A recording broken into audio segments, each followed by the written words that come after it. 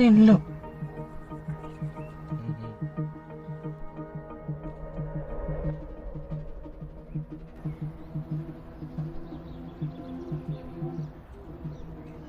ఓ ఈ నా కొడుకు అప్పుడే స్టార్ట్ చేసినరా. ఒరే సిగ్గుందారా నీకు? ఎప్పుడు తాగడమేనా? అలా బయట తిరిగొద్దాం అనుకుంటే అదా. నాకు మూడు లేదురా, ఈసారి నువ్వు పో, నెక్స్ట్ టైం చూద్దాం. ఏమైందిరా? ఏం లేదు లేరా, ఇప్పుడు నువ్వు పో, రేపు మాట్లాడుకుందాం. సరేరా మరి.